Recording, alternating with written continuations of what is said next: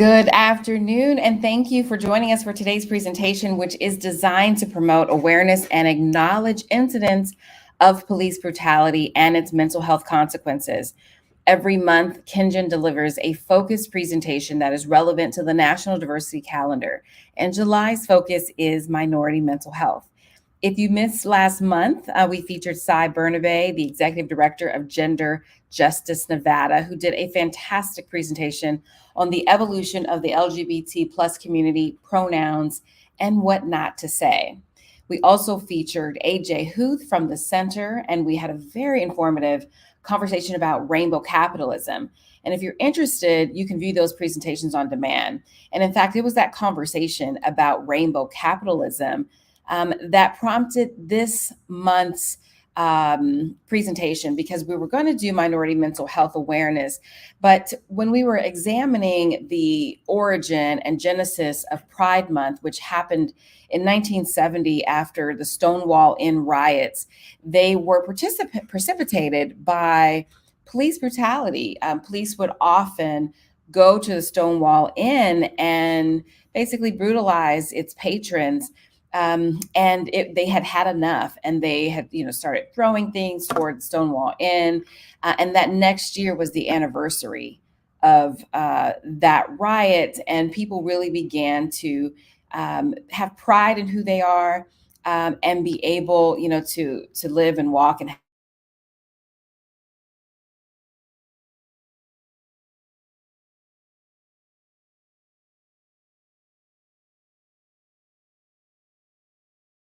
power and privilege to really hurt people. This really can be a very dangerous thing. And understanding that tie that we have with the LGBTQ community, as far as historically being brutalized by police in ways that are not healthy for the entire community, as we will talk about today, is how this particular presentation was born. And today I have the very distinct pleasure of featuring community leaders and policemen who will give us a candid view of the issues facing our community and police brutality. And so today we'll have Captain Carlos Hank, and he will give us an awesome presentation on, where we are from looking at the past of police brutality, where we are currently, and where we are headed as far as reducing police brutality and ultimately reducing bias against people of color. So if you haven't been on any of our workshops, my name is Kennedy Cobbin Richardson, and I'm a partner at Kengen LLC. We are a consulting firm specializing in diversity, equity, and inclusion. And we bring an innovative and holistic approach to developing people, teams, and culture in organizations who pursue purpose as well as profit.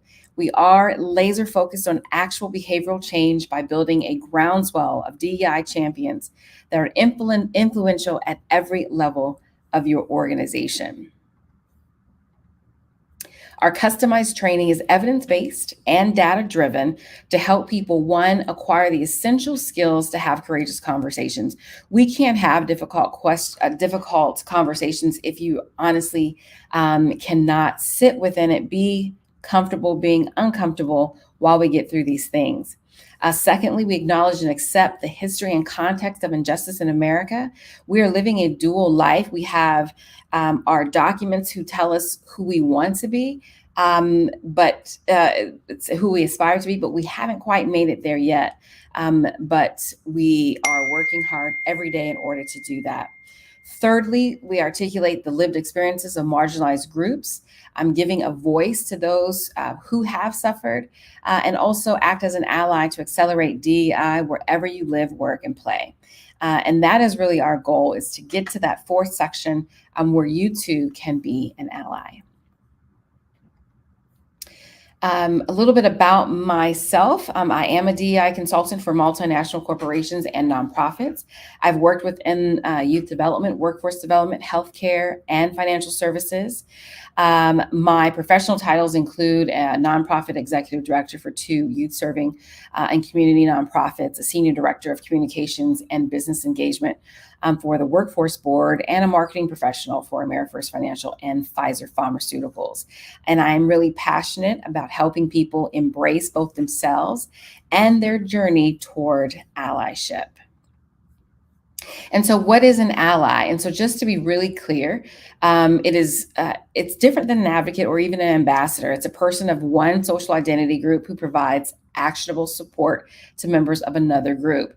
That means speaking up, taking up, sometimes even putting your own self at risk in order to stand in alliance with a group that is being treated unjustly and being discriminated against. And so the ground rules for any of these conversations are to get comfortable being uncomfortable, to stay mentally and physically present, and to listen with an open mind. And so hopefully you're able to do that, in all conversations, but we are talking about something, that many families across and communities across America really have been hurting by, and it's been going on for a long time. And so just to make sure everyone has, a baseline of knowledge when we talk about police brutality, I just want to be very, to really just dig down into what that actually means. And it is the excessive and unwarranted use of force by law enforcement against an individual or group. It is an extreme force of police misconduct and is a civil rights violation. Police brutality includes, but is not limited to, beatings, shootings, improper takedowns, and unwarranted use of tasers. Another definition that I'd like to bring about that hopefully we'll get into today is talking about community policing. And that's recognizing that police rarely can solve public safety problems alone, encourages interactive partnerships with relevant stakeholders. And as we talk about mental health, one of the reasons why mental health people in crisis have a lot of incidents with police brutality is because they don't act in ways that police are expecting when you are mentally able to do so. But recognizing that this could be something where we need to bring in other stakeholders in order to handle a situation. We really want police to reach out their hands into the community and get help from other agencies in order to properly serve the community. And then finally, a no-knock warrant is a search warrant that authorizes police to enter premises without first knocking or identifying their presence or purpose. And cases like Breonna Taylor, we saw how that went horribly bad and why in some states we're trying to get rid of that. So we're going to talk about that here. So today we're going to look at how, one, Black men are more likely to be deemed a threat than any other demographic.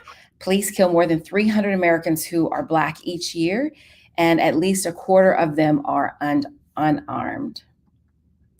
Secondly, we're going to look at the effects on mental health. And so every police shooting of an unarmed Black person leads to worse mental health for the entire population. So when we looked at what happened in Minnesota and Florida and other places, that there was a combination of looking at the CDC reports of mental health as well as police brutality. And it was found that not only the family and neighbors were affected, but the entire state, for example, the state of Minnesota was affected by that. And because things are so broadcast, really the entire country was when we talk about George Floyd.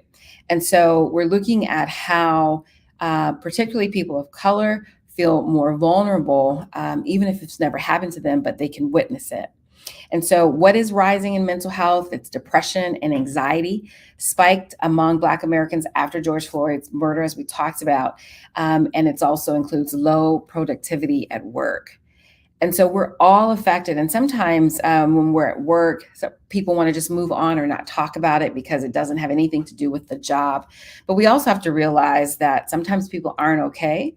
And that it is appropriate to talk about some of these things or allow your processes at work for people to talk to a mental health counselor, when these things do happen, because they do affect us all. Another topic that is important to talking about police brutality and as well as mental health is implicit bias. We are all vulnerable to implicit bias. And in many cases, even when someone is more well-intentioned, it's almost like jumping in a pool. You can't jump in a pool and not get wet. And so the pool of culture that we're dealing with in America, that Black and white really are and everything in between deals with implicit bias. And it suggests that in these crucial moments that the officers saw these people not as individuals, not like a gentle father as an Eric Garner or an unarmed teenager or a 12-year-old child, but as members of a group that they have learned to associate with fear.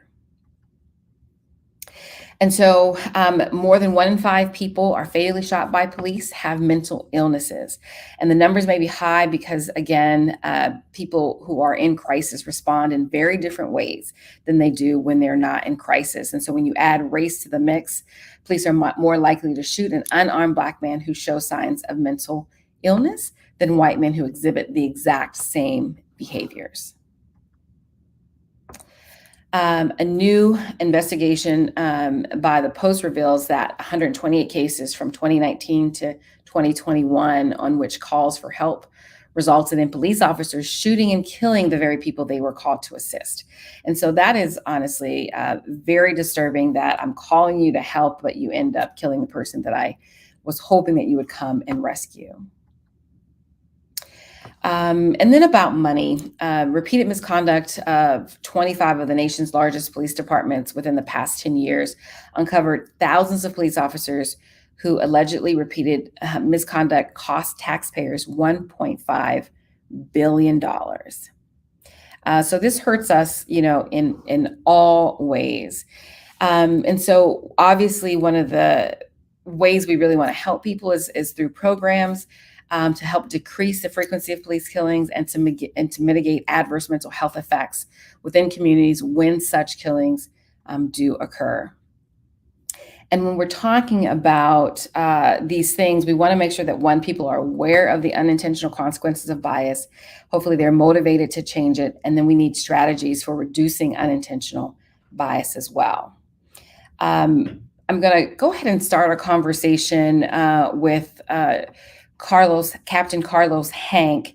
And it's really important that, one, you know who he is.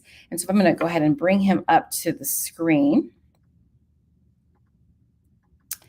and talk about, and first, Captain, if I could have you introduce yourself to our viewing audience, and then we'll just get into the conversation.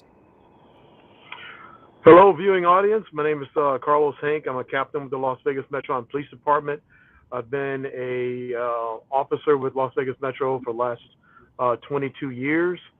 Prior to my law enforcement career, I spent 12 and a half years in the United States Marine Corps. While on the Las Vegas Metro, I've been both a correction officer. I spent 2.5 years in the correction officer side of the house, working at Clark County Detention Center. And for the last I transitioned to patrol and went through the police academy. Been a field training officer, a sergeant, a field training sergeant, over field training in the area command as a lieutenant, and I've been held the position as a watch commander, an internal affairs lieutenant, and currently I'm the captain of the Internal Office of Internal Oversight and Constitutional Policing. Sorry about that. It's a mouthful. Yes.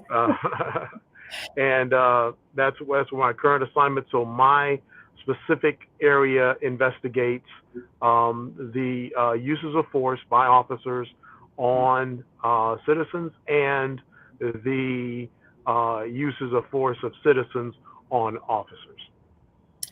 Well, thank you for all that you do with that. And thank you for joining us today. You are the perfect person to have this conversation with. And so as I opened up about some of the statistics and where we've come from regarding police brutality and including the position that you hold, and then also my disappointment in how sort of the Pride Month started based on police brutality. Why is this an issue? Is it just that people have power, are destined to abuse it because they do? What is your opinion on why this is an issue to begin with?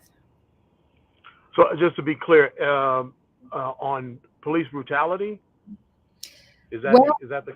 Well, I think that police brutality is an outset, but whenever someone has power, right? that is largely unchecked, and there's not a lot of accountability checks.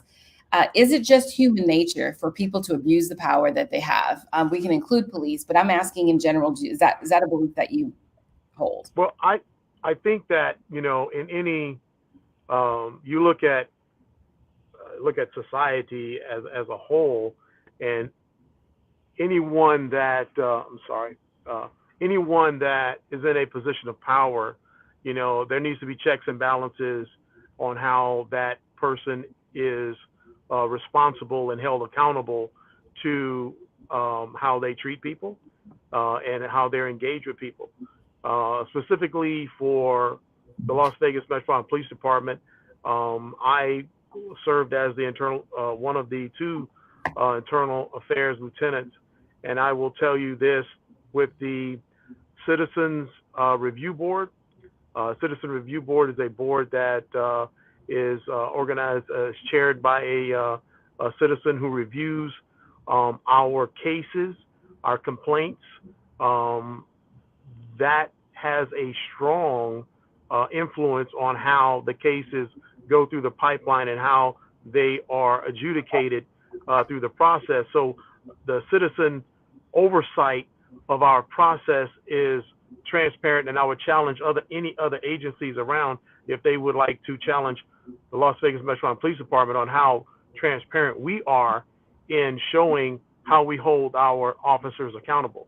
To your question about whether or not it be people in power, we could say that, but without any statistical data, it appears that. I mean, if you look at things like whether it's a business person, whether it's a quid pro quo situation, whatever it is, it always seems that a person in power is trying to take advantage of someone who isn't.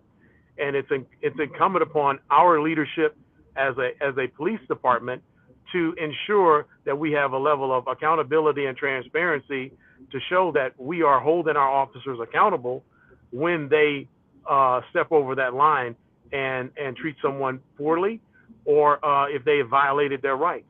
And I will tell you that the processes are full in play. We have the Multicultural Advisory Committee, that we have a full complement of all citizens around the spectrum that sit on that committee and are able to review and bring up issues to the sheriff specifically on things that are happening in the community to hold us accountable. So, to answer your question, does it appear that way, that people in power innately have that knack to go ahead and take advantage of it? I would say in some areas they do, but on the other side of that, you need to have a robust process in place and training through implicit bias, racial profiling, and things like that to ensure that we take all the necessary steps to reduce that chance, because we're taking young men and women from society, bringing them onto a police department and expecting them to go out and police our community in a fair, firm, and consistent manner and treat all people the same. And we know, I'm not going to sit here and say that it's always done perfectly, because it's not. And when we make mistakes, we have to take the responsibility of that. And sometimes it's separating those people from our department because they do not uphold the values of the Las Vegas Metropolitan Police Department. Very well said. Thank you for that. You brought up also implicit bias and racial profiling. Because implicit bias is not something that's within someone's control, because if it was, then it's conscious bias. But when it's implicit, unintentional, what are some of the things that you think people can do, or you are doing in the police department, to help people mitigate and reduce bias from happening as they are policing? Because the statistics show that the bias is obvious, not just in our local community, but just everywhere. And so what are you all doing to mitigate that? Well, we do have training that we put in place. Some of them were specifically delineated by law. to have additional training. I think it's 12 hours of additional training. Don't quote me, but I do know that we have additional training that has been put in place to ensure that our officers are aware. So with implicit bias, you have to bring awareness to say, okay, these are things that could be happening. We're not saying that you are doing them, but this is what could be happening. This is what could be clouding your judgment in this particular situation. So we bring those scenarios to the forefront, put them in classes, make them aware of it. I mean, I forget the name of the class, but I remember when I was a young cop on the street, Mujib Ramadan,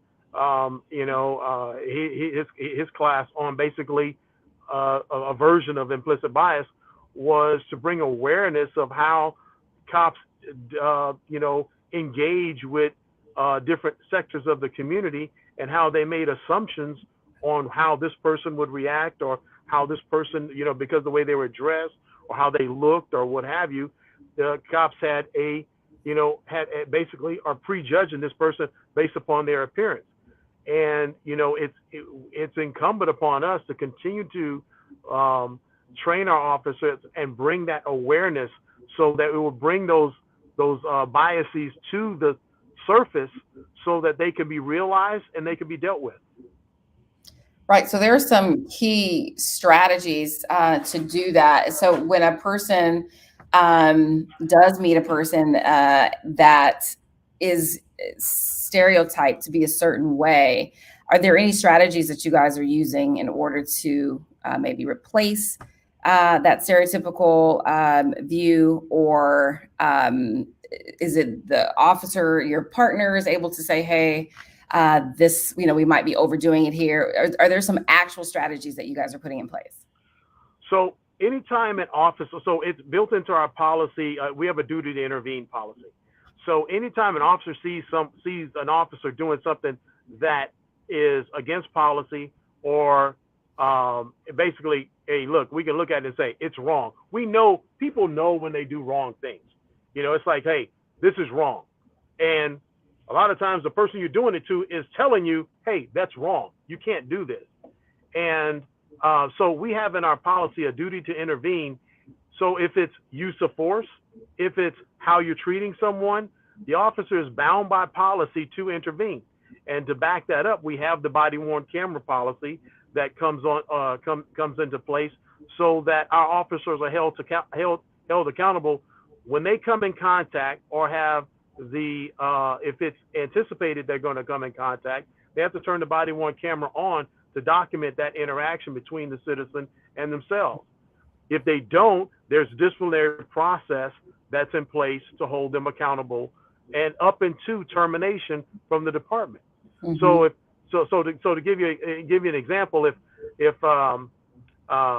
there's someone who is repeatedly not turning their camera on, okay, that's going to get dealt with. That's not going to be swept under the rug. That's going to be dealt with, because that a situation like that may come to the point where, okay, if we're going to investigate that. Was it a mechanical failure? Was it the officer, in good conscience tried to turn the camera on, but the camera malfunctioned?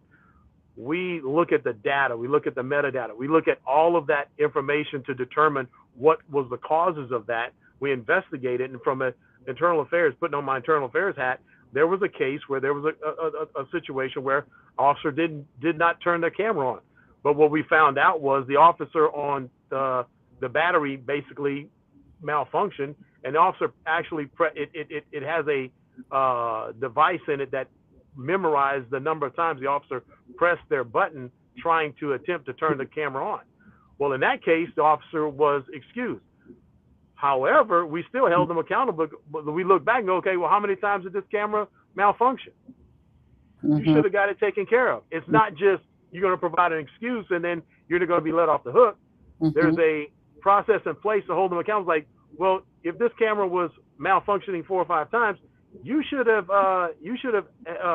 got with your supervisor, because policy states that if that occurs, you can go to your supervisor, and your supervisor can change that camera out, change and get it in good working order, because that is what is expected from our public. Our public expects us to do everything in our power to treat them fairly and to give them and to engage with them in a professional manner. And our body worn camera is now in our policy, and we got to adhere to it, just like anything else that we have on our agency. We have to adhere to that policy. The people want to see it, and that's the way we're going to, I think, regain some of the public trust that it has been eroded by poor actors and poor officers that have done some, some poor things in relation to law enforcement, the way they've treated people. You mentioned George Floyd. Looking at that was very agonizing for our whole agency. We look at that and we go, there is no way that should have happened. There is no way in the world that situation should have happened. But that's, that something on that agency culturally needs to change. Mm-hmm. And all of those officers that were involved in it being held accountable, great. They're being indicted in the whole 9 yards. But we don't need that. That should be the severe exception, and that should never happen. And it should not have ever happened to that degree where we have a person basically on body worn camera taking his last breath and losing his life because of the officer's actions at that time. That was just, I mean, it's repulsive. It breaks your heart. You're looking at it, just like it rips you out. And as a law enforcement professional, I will tell you that this agency took a very, very strong stance. We had the duty to intervene policy. We had the recovery position. Once a person is taken into custody after a foot pursuit or whatever the case may be, to be placed in a recovery position, get medical there on scene so that they can ascertain to determine that person's medical condition. Because a lot of times we're dealing with people, as you alluded to earlier, may be in mental crisis, may be involved in some type of drug activity or what have you. You don't know that person's medical history, but you're going to do everything you can while they're in your custody to take care of them and provide the medical treatment for them so that they will survive that encounter, because they're doing everything they can to flee from you for whatever reason.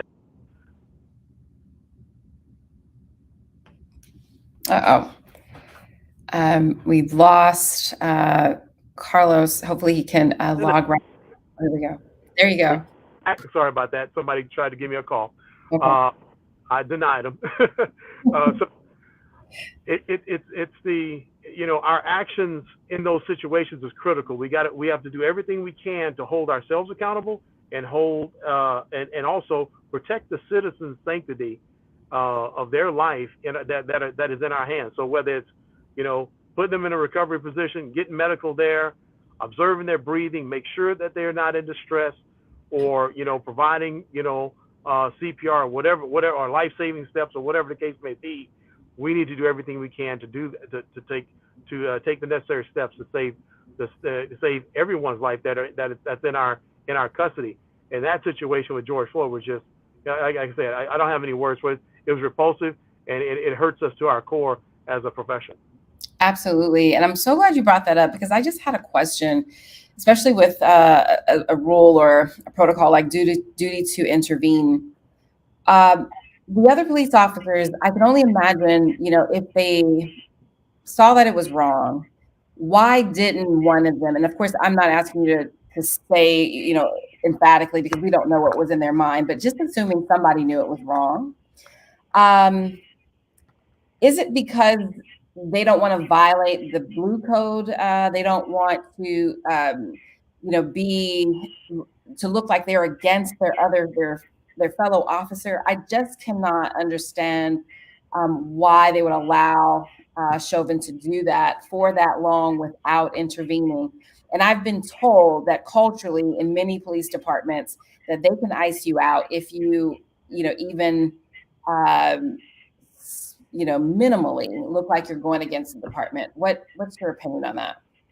Well, my opinion on that is we've worked hard as an agency to give voice to those who are basically telling the truth and airing out those situations.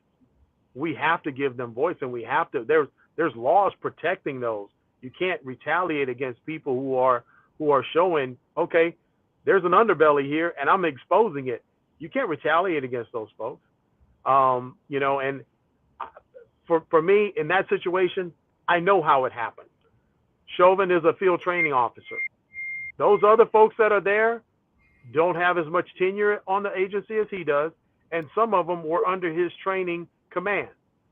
So they're trying to basically perform at a level that is acceptable, whether it's culturally and professionally and adhere with policy.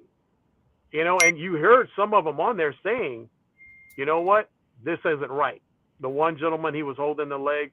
He said, one officer, he says, this isn't right. Should we stand him up? Should we do this? He made some comments, and that was very telling, to have a young, and he was the trainee of Chauvin. He made those comments. Now it didn't change anything, and Chauvin overruled him and said, no, we stay right here. Hmm. You know, when you look at that situation, you go, okay, well, how much power did he actually have? Well, we drive home these things at an earlier level in our training. So now you have new officers who are in field training that are being told, if they observe their field training officer violating policy, it's their responsibility to contact the supervisor. One, cease that activity, and then contact their supervisor and immediately report it. So, you know, we're taking the necessary steps to, I think, to make it better. Are we there yet? You know, I would say as a profession, we aren't there, because we still have situations like that is occurring, and periodically we will have situations occur that we question: are we there yet? Are we at the level of, you know, have we risen to the level that all human life should be? We should, the sanctity of human life is at a level where we're going to do everything to save it, and it doesn't matter what that person has done. You know, we're not judge and jury. We're there to affect the law, arrest a person, and then they go before a judge and jury. We're not there to, kick or punch or get any extra punches in or penalize them to a point where they end up losing their life, you know, because we didn't do anything to take care of them at that critical juncture in their life where they're being, interacting with law enforcement. Exactly. I also used to do some promotion for actually all of the police departments in the Valley. And it was really hard getting some people of color looking for minorities and women of color, women and minorities, to want to be a part of the police. And so obviously you've suffered as a profession reputational damage. What's being done to particularly raise the reputation of police for young people who, may be awesome candidates for the police force, as they continue to grow? I know that once we were stopped rushing to church, and my husband kind of was going through a stop sign, we got stopped. But what upset me about that was my kids in the back were gripped with fear, just because they approached our car. Everything was fine. Actually, we did not even get a ticket. They let us go. But at the end of the day, I didn't realize how traumatized my kids were by what they've seen on television.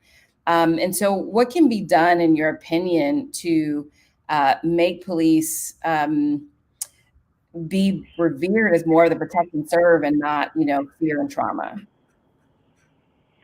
Well, I would say that every interaction with law enforcement, as a bureau commander, Bolton Area Command, I had the opportunity to lead over 200 officers every single day. And that's on the historic west side of Las Vegas. The demographics of that area actually has changed significantly. We have approximately 37% African American, about 47% Hispanic, and the other is the alphabet soup of other nationalities. What I will tell you is that my instruction to my officers every day was, every time you come in contact with someone, it is an opportunity for you to build on the public trust for them to have in us that we can go out here and we can do our job safely, that they will trust us to come into their homes and police them and trust that we're going to do the right thing for the right reason and enforce the law. Every interaction is an opportunity for police officers to rebuild that trust. At every interaction is like, I would tell them, I'd say, okay, I was reviewing some body worn camera video of a use of force. And one thing that stood out to me was that at the conclusion of the use of force, the person was berating the officers, calling them all kind of names. And he also walked over to him and said, listen, I'm going to tell you why I did what I did. And here's why I did what I did. So the sergeant comes up and they do their interview. At the conclusion of that interview, the guy sat there and he turned his head to the side and he said, you know what? I really can't say anything bad. You guys treated me pretty fair. You got me. He goes, I'm being the bad guy, but and it was a domestic situation. So we were making an arrest because he had battered his wife. That's one of the most traumatic experiences for children because they see the police there taking one of their parents away. It's very confusing. And he asked, he said, could just the way you explained to me why you did what you did, could you go talk to my kids? And the sergeant responded to him, I'm already doing that. They're going to know why we took you away today, but we're not going to try to make you the bad guy. We're telling them that based upon the argument you had between mom and dad, we have to take dad away, but it's not your fault. It's not mom's fault. And dad's going to deal with him. He's okay. They let him see, he wanted to see them. They explained to him, say, look, that would be very traumatic. But he had an opportunity. He sat there and he explained to his kids what was going on. I was like, okay, that wasn't something I would probably have done as a young cop, because the last thing I would probably want imprinted in that child's mind was them seeing their father in the back of a police car. Because I know that would probably be, traumatic for me, and I wouldn't want my kids to see that. But he took the opportunity to tell the kids, hey, look, you know what? Based upon his conversation with the sergeant, you know what? Dad did something wrong. I got to go and answer for when you do something wrong, you got to answer to me. I did something wrong today. I have to answer to the judge. And he left it at that. And we tried our best to humanize that situation and reduce the angst and anxiety that those kids experienced at that particular time.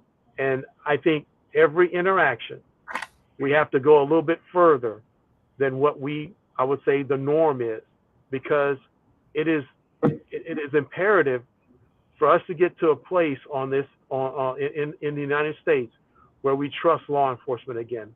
And I think that it's up to us as law enforcement to listen to the community and to engage with the community at a level that they are able to restore and have that trust going forward, that we're going to treat them with the dignity and the respect they deserve.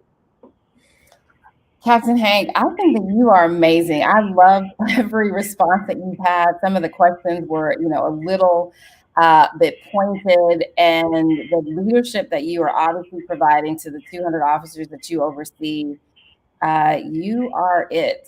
I also asked for Michael Blow to join us. And hi, Deputy Chief Michael Blow. Thanks for joining us. I know that you both are very busy, and I really appreciate you taking the time out to just jump in and speak to us. And one of the things that we were just talking about, but let me just first, Deputy Chief, if you can just introduce yourself really quickly to our viewing audience, and then I just want to ask that last question that I was talking with Captain Hank. Sure. I'm Deputy Chief Michael Blow. I am the Chief of the Field Operations Bureau for the Henderson Police Department. In my current capacity, I have the district stations and the jail under my command. And it's a pleasure to be here, and good to see you again also, Captain Hank. Great. And so one of the questions that we were talking about was the reputational damage that police officers have suffered, based on the proliferation of the news about cops acting badly. And I was sharing with him how my girls, the 12 and 15-year-old, we were stopped by the police and for a traffic stop, but they were they were gripped with fear in a way that really hurt my heart, that they would see someone in uniform and feel the way they do about it. And I also have recruited on behalf of the police departments, including Henderson and Las Vegas, to try to find more women and minorities. But it was really an uphill battle based on the reputation of police and who they are in the community. And my question is, what are you doing or can be done to improve the reputation of police so that one, the community can put trust in you, and then secondly, more people may choose this as a profession or career? Well, I think certainly one of the first things we can do is encourage the community to participate with some of the activities that we offer. For example, some of our various community groups, our citizens advisory councils, things of that nature, that we actually get input from our citizens in terms of policy making and things that we're trying to do to make things better. I think that's always a prime opportunity. Second thing, of course, is to make sure that we are actually providing the service that we say we're providing. I heard Captain Hank talking about the expectations that he set forth for his command, and it's the same thing here. Certainly, we expect that when our officers have encounters with our citizens, that they are mutually respectful, that they are professional, and that is the only level of service that we will find acceptable. And to certainly to reemphasize that through our training, through our inspection processes and other things, to make sure that we are providing the service that our citizens deserve and expect. Absolutely. Absolutely. And so we also talked a lot about mental health and police brutality. Actually, not that much, but we're going to talk about it a little bit right now in our last few minutes together.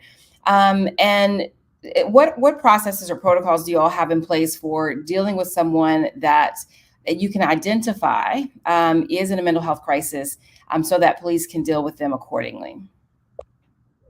Oh, well, certainly we have the ability to make sure that those folks are transported to the appropriate facility so that they can receive the appropriate treatment. The officers are trained to recognize certain types of behavior that indicates they are having some type of a mental crisis, and within that recognition, of course, Kennedy, is to make sure that as you are dealing with these individuals, that you don't lose awareness of your officer safety techniques, because certainly people that are experiencing mental crises do have the ability to harm the officers, but that's not what the outcome that we're seeking. But certainly we want to make sure that the officers maintain their officer safety, but at the same time, the recognition is that this individual is having some type of a crisis, and we want to get them to a place where they can get the appropriate assistance for whatever that situation is that's causing that mental anguish. Are either of your departments using the community policing model where you're bringing in other agencies to assist you with people? If I could hear a little bit about that. Carlos, you're shaking your head. Yes. So we work very closely with the city of Las Vegas, and I'm sure the same thing goes in Henderson. We use what we call more teams and hot team, homeless outreach teams. We have, and a lot of those folks that are on the street, we've come in contact with them multiple times. They say the average person will come in contact with law enforcement or come in contact with person who's offering services 10 times before they will actually decide to receive services. So it's imperative that we continually engage, and when we engage, we come full circle with all resources available, whether it be mental health, whether it be drug addiction, whatever the case is. We have a social worker that comes out. We have people who can place folks in a home within hours, or place them inside of a shelter and to put them in a treatment program. Mm-hmm. There's tons of resources that we bring out through our homeless outreach teams on a daily basis. Then you look at the area command. I believe I had one of the best community-oriented policing sections in the valley. We basically did a community event every 3 days, and that also meant we did cleanups where we go out, we engage the homeless, we move them along, usher them to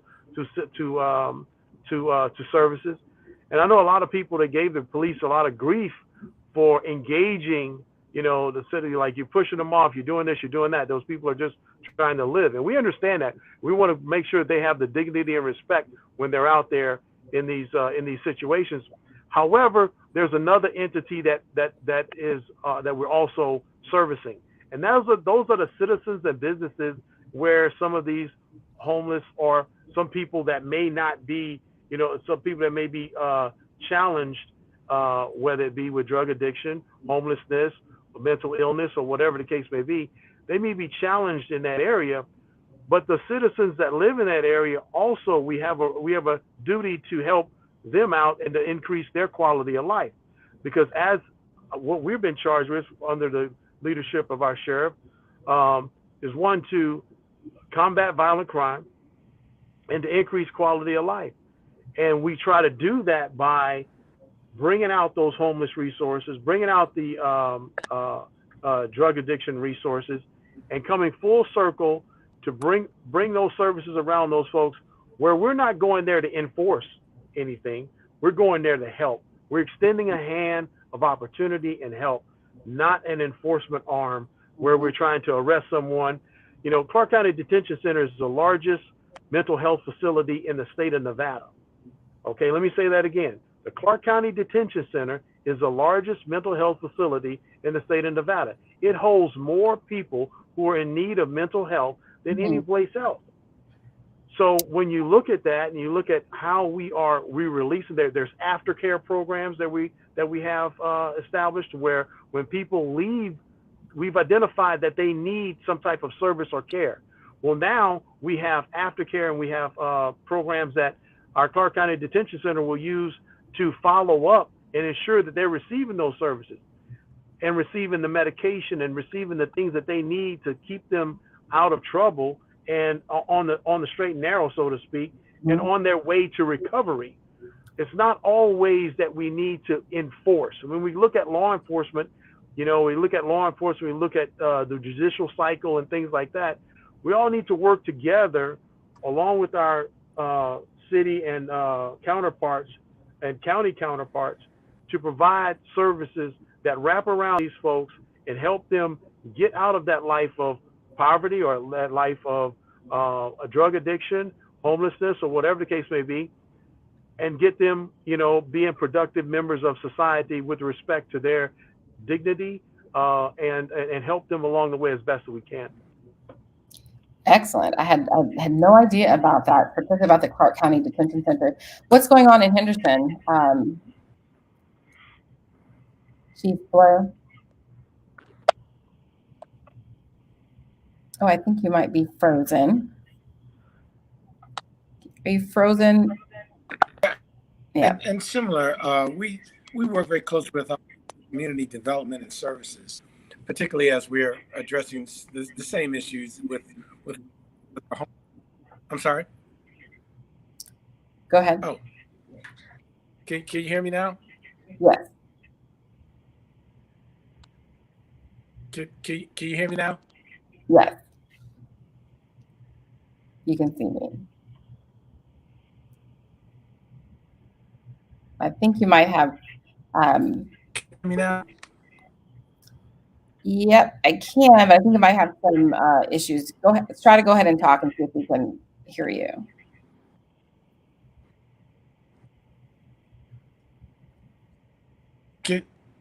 You Yes.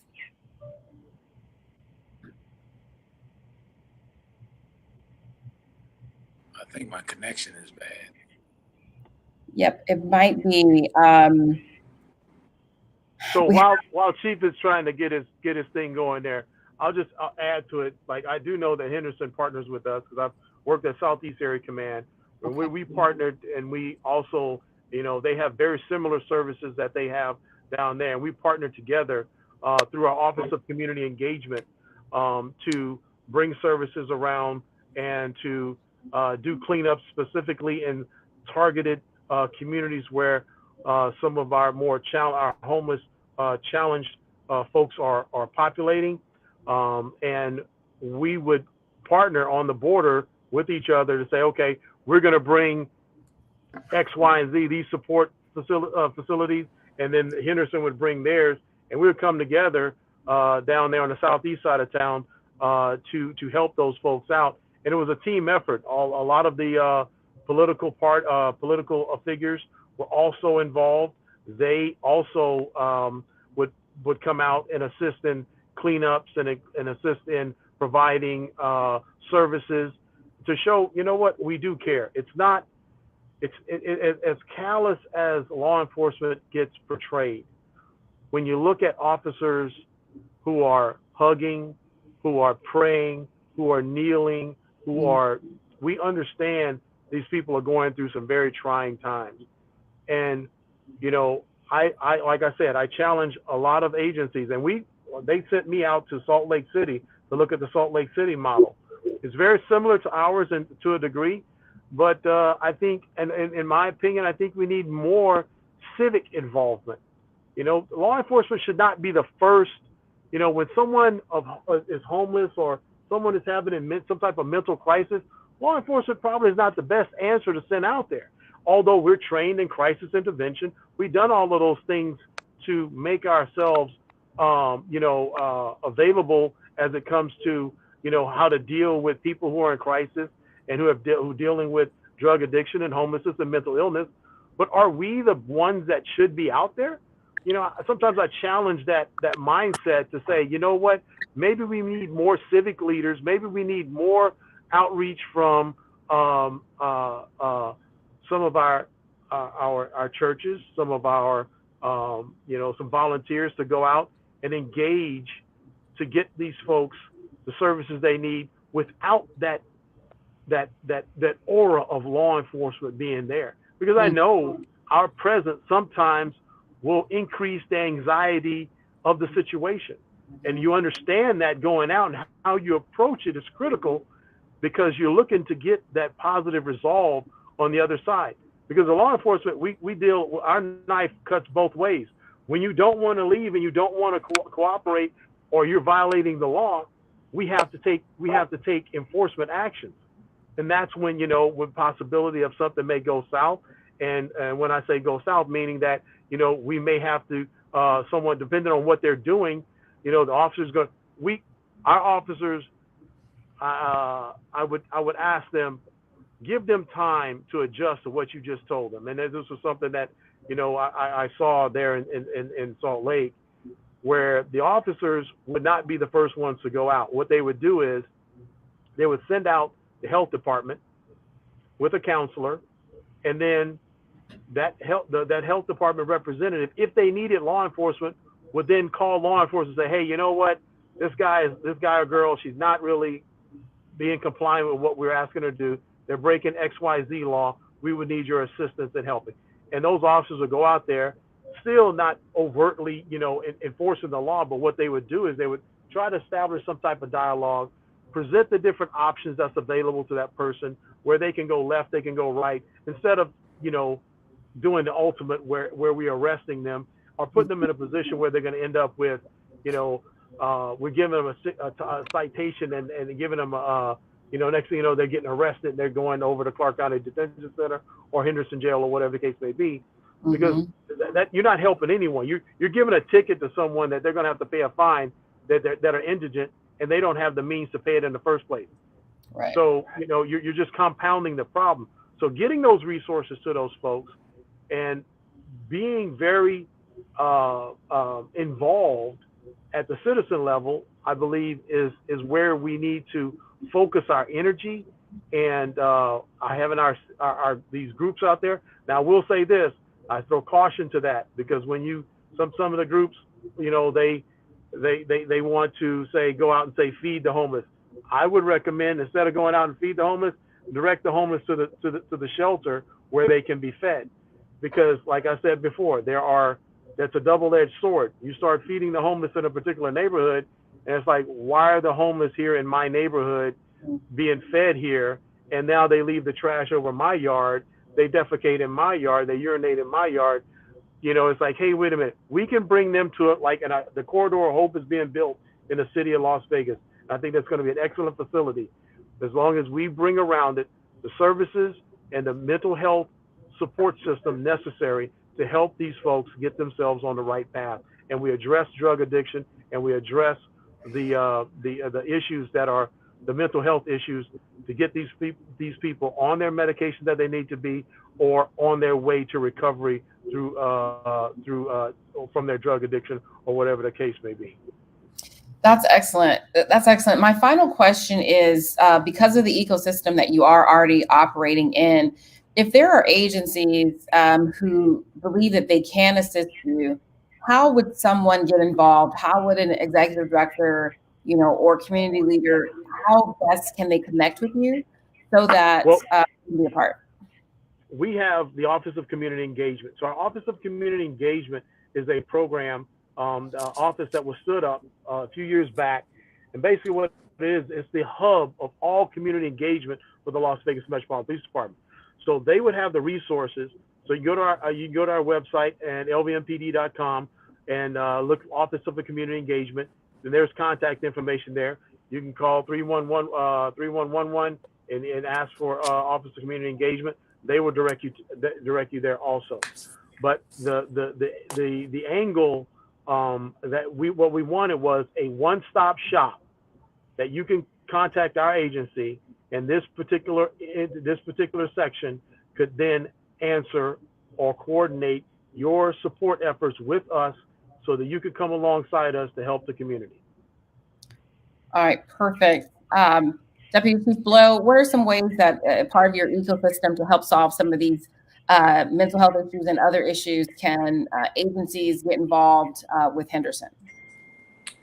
I'm sorry, could you say the question one more time? Yeah, Still no having problem. some technical challenges.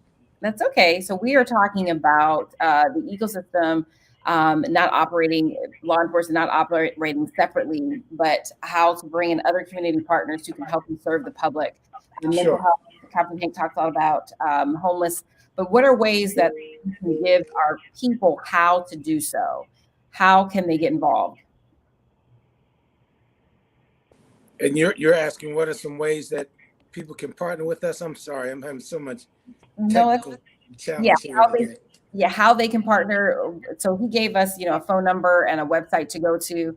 But if an agency wants to be a part of helping you solve some of these community issues, how can they get engaged? Well, we've been working with our Office of Community Development and Services through the City of Henderson. They've been helping us, particularly with the homeless situation. And I just have to echo what Captain Hank said.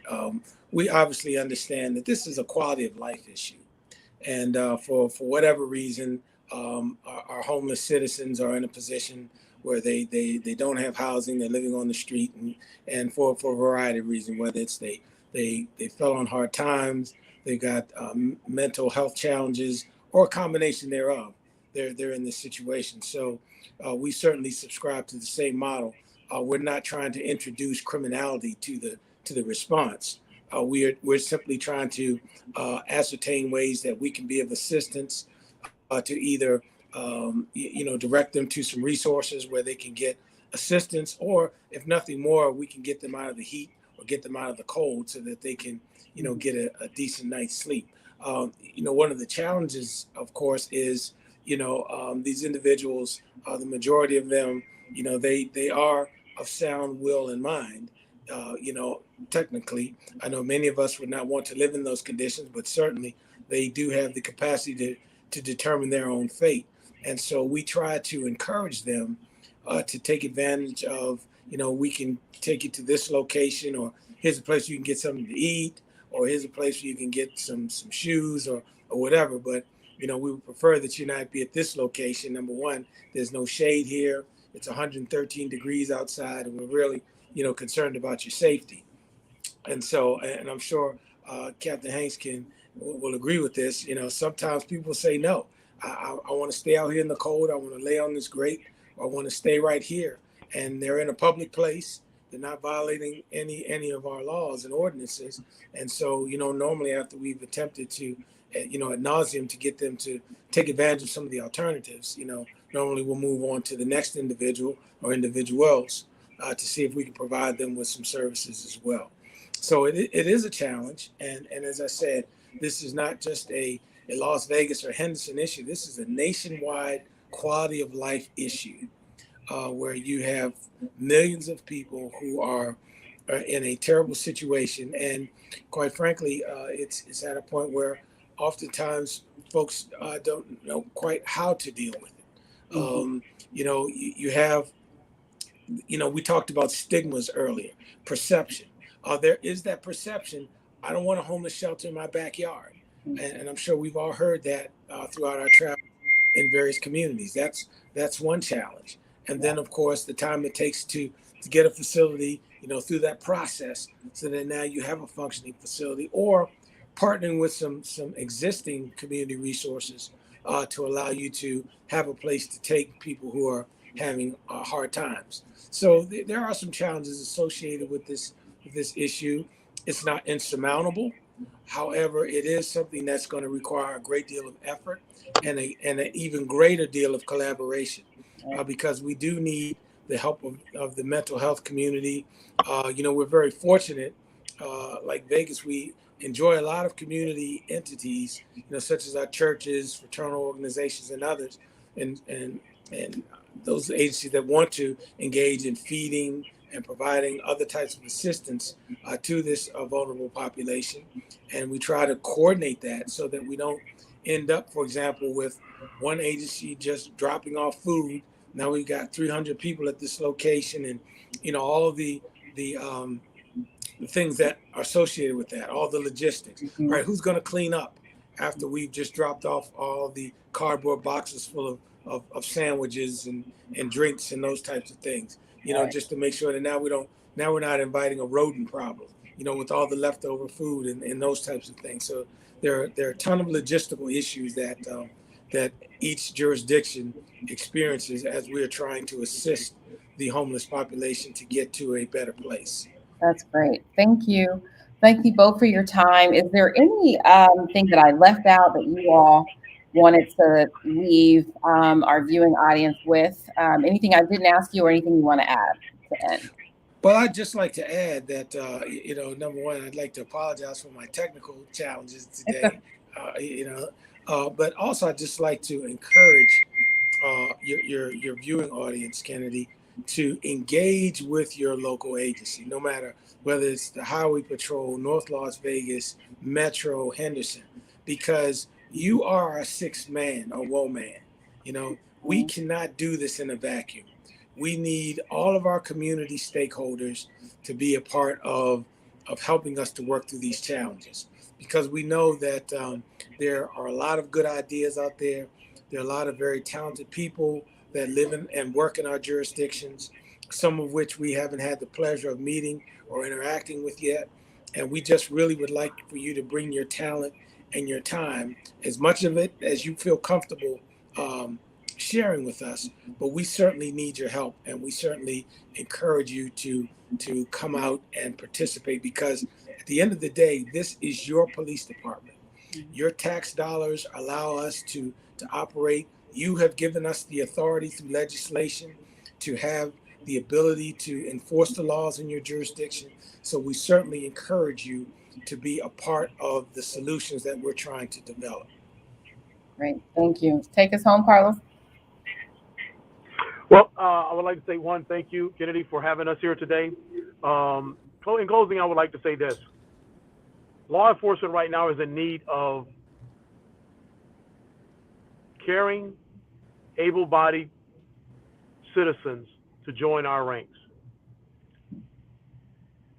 And we're not looking for, you don't have, I don't care if you're coming from a different profession. Come here with an open mind. Come here with your ideas to solve issues. Come here to get involved, to solve a lot of the social issues that we're having. We need new ideas. We need an infusion of new ideas and new people to join our ranks. And I ask you to go to lvmpd.com or protectthecity.com to get involved. And I'm sure you can go to the Henderson website, also city website, to join Henderson Police Department and or North Las Vegas. But right now, I think law enforcement is hurting. And I'm going to acknowledge that it's hurting because of the actions of some law enforcement agents out there that have acted poorly. But we can change, and we change by involvement. I'm going to go back to what my mother told me a long time ago. Law enforcement did my family wrong. And she said, either you're going to be part of the solution or part of the problem. Which one you're going to be? So I ask any of those that are watching, if you have an agency or if you have a support group, get involved, find out how you can help law enforcement. Find out how you can help support us, and contact our Office of Community Engagement.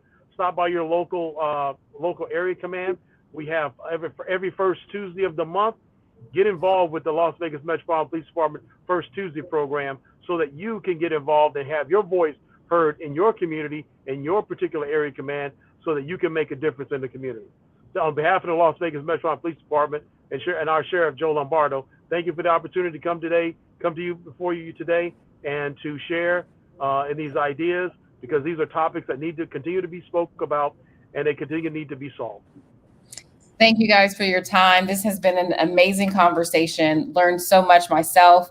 And I'm actually more proud of the police departments, both in Henderson and in Las Vegas. I knew that you were doing good work, but to really hear it laid out with all that you are investing in our community, trying to right the wrongs of some, I really appreciate that. And thank you for what you do. And I hope to engage with you again.